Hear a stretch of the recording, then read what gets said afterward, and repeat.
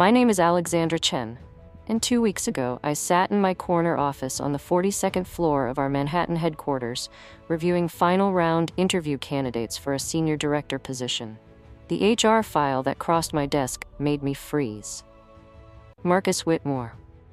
My ex-boyfriend who 3 years ago told me I was too ambitious, too driven, and that my career obsession was ruining our relationship. He was applying to work at my company, the company I built from nothing after he walked away.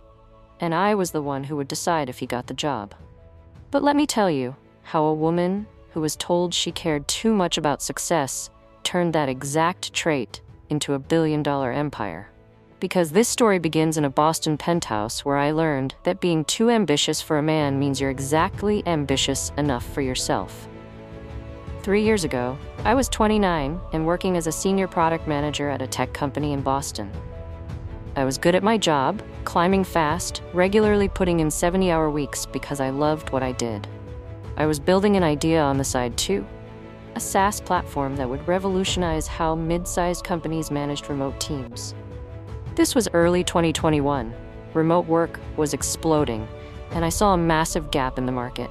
I was coding at night, pitching to investors on weekends, running on caffeine and ambition. Marcus and I had been together for 2 years. He came from serious old money. His family had banking wealth going back generations. He worked at his father's investment firm in a role that was more title than responsibility. Marcus was charming, generous, and comfortable in a way that only inherited wealth allows. We'd met at a charity gala, dated seriously, and I thought we were building towards something permanent. I was wrong. The breaking point came on a Saturday night in March. I'd canceled our dinner plans because I had a pitch meeting with a potential investor the next morning. It wasn't the first time I'd canceled plans for work, and Marcus was done with it. He showed up at my apartment at 9 p.m., and I could tell from his face that something had shifted. "Alex, we need to talk. This isn't working anymore." I closed my laptop. "What do you mean?" He sat down, and his voice was calm but final. "You're always working. You're obsessed with this startup idea that probably won't even succeed. You canceled our vacation last month for a product launch. You missed my mother's birthday dinner for a client meeting. I need someone who's present, who values relationships as much as career. You're too ambitious, Alex. It's exhausting being with someone who's never satisfied, who's always chasing the next goal." I stared at him, trying to process what I was hearing. "Too ambitious? Marcus, I'm building something meaningful. This is important to me. I thought you understood that." He shook his head. "I understand that your career will always come first, and I'm not willing to be second place anymore. My mother was right. You're not the kind of woman who's built for a real partnership. You're too focused on proving something." Those words hit like ice water. Not the kind of woman built for partnership. Too focused on proving something. I felt anger rising in my chest. What I'm hearing is that you want someone who'll organize their life around your convenience, someone who doesn't have their own ambitions. I'm not that person, Marcus. I never will be. He stood up. "Then I guess we're done here. I hope your startup works out, Alex. I really do. But I think you'll find that success is pretty lonely when you have no one to share it with." He left. I sat in my empty apartment feeling like I'd been gutted. Part of me wondered if he was right. Was I too ambitious? Was I sacrificing too much for a dream that might fail? I cried for about an hour. Then something shifted.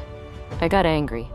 Not at Marcus, but at the idea that ambition was something to apologize for.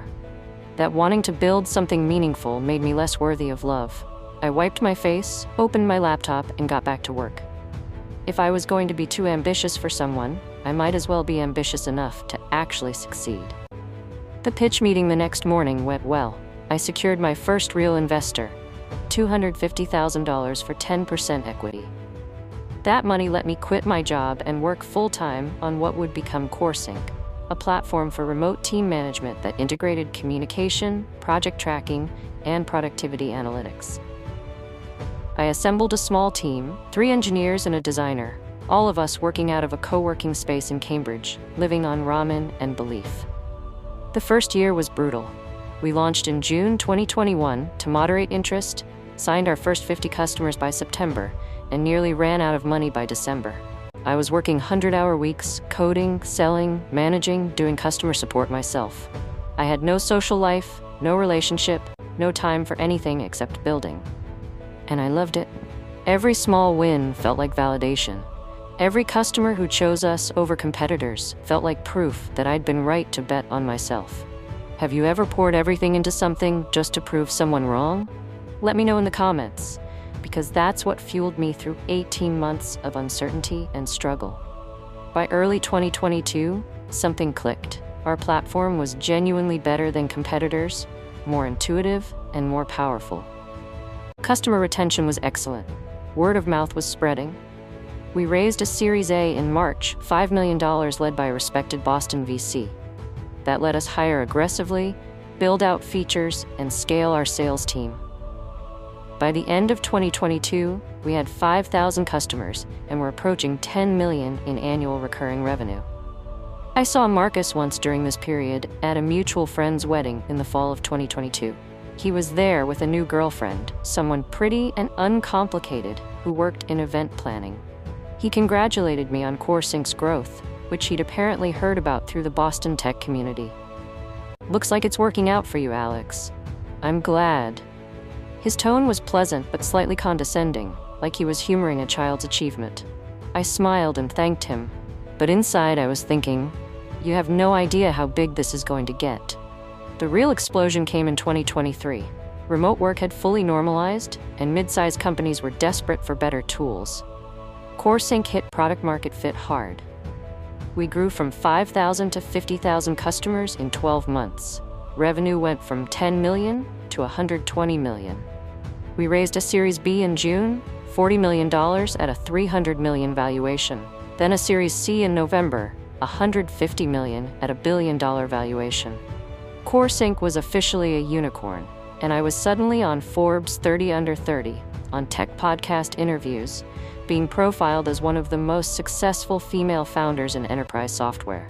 We opened offices in New York, San Francisco, and London. We hired aggressively, growing from 30 employees to 300. I hired an executive team with experience at Salesforce, Slack, and Microsoft. We were no longer a scrappy startup. We were a real company with real scale, and I was the CEO of a $1 billion business at 32 years old.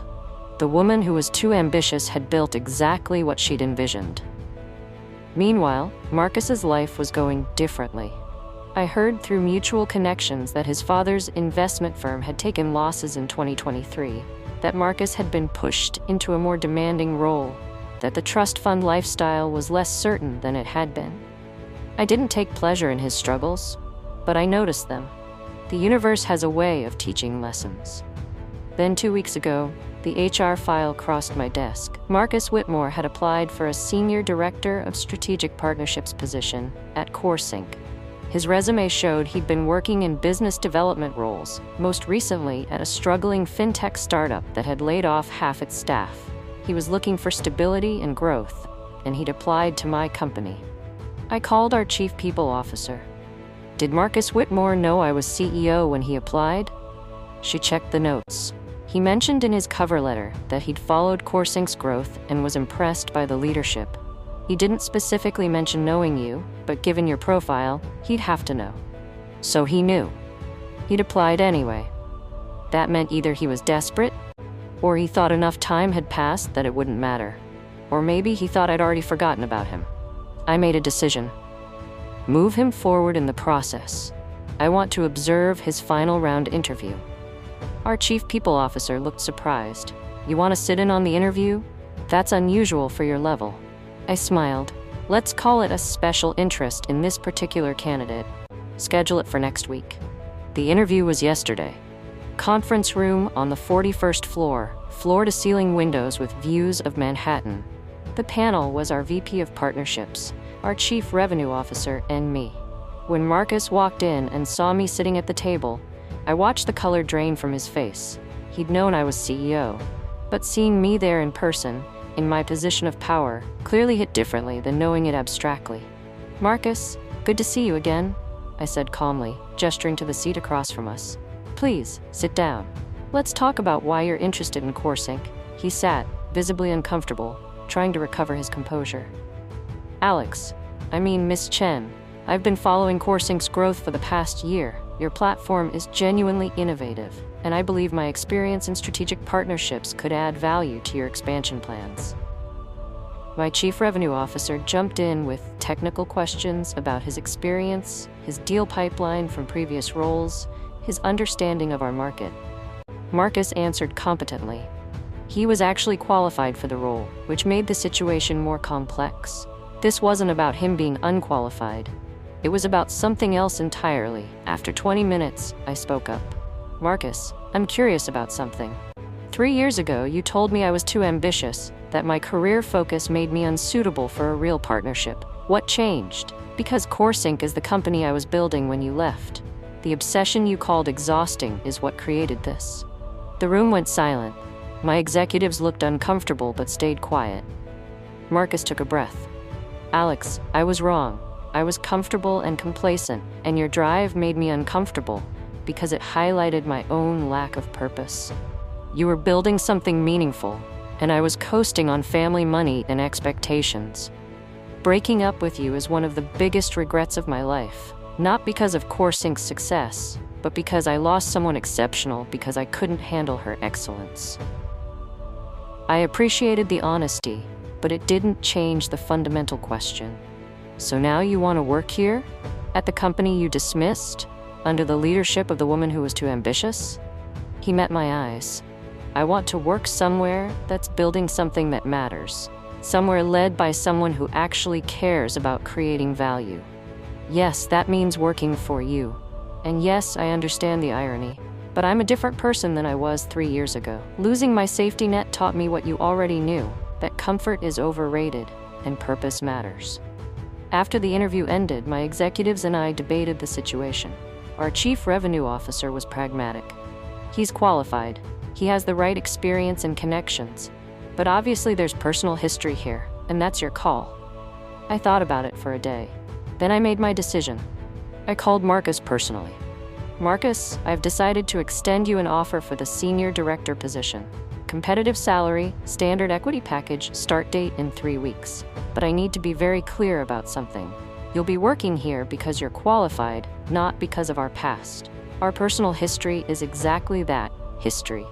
If you take this job, it's professional only. Can you handle that? There was a pause. Yes. Thank you, Alex. I won't let you down. He starts next month. I don't know how it'll work out. Maybe it'll be awkward. Maybe it'll be fine. But here's what I realized. Giving him the job isn't about revenge or proving anything. It's about running my company well and hiring qualified people. The revenge, if you want to call it that, already happened. It happened when I built CoreSync into something undeniable. When I proved that being too ambitious meant I was exactly ambitious enough. Marcus was wrong about me 3 years ago, and the best response wasn't to hold a grudge. It was to succeed so completely that his opinion became irrelevant. Now, he'll work at the company he told me would probably fail. He'll report to executives I hired. He'll see every day what too ambitious actually builds. And I'll run my billion-dollar company the same way I would with any other employee. Here's what I learned. Being told you're too ambitious by someone who's comfortable is actually a compliment. It means you're threatening their complacency. The best revenge isn't denying someone an opportunity.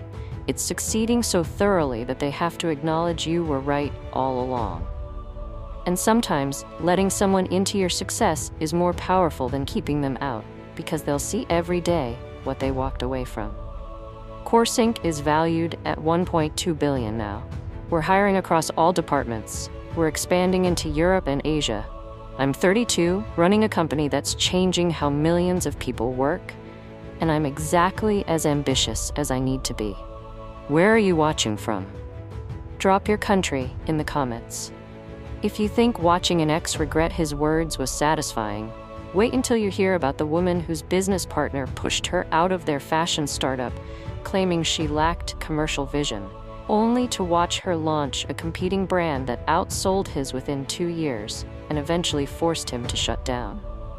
The Fashion Week moment when her collection opened to standing ovation while his lines struggled for buyers is the kind of indication that proves creative vision combined with business sense beats ego every time.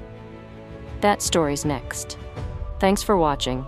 And remember, when someone says you're too ambitious, they're really just admitting they're not ambitious enough to keep up with you.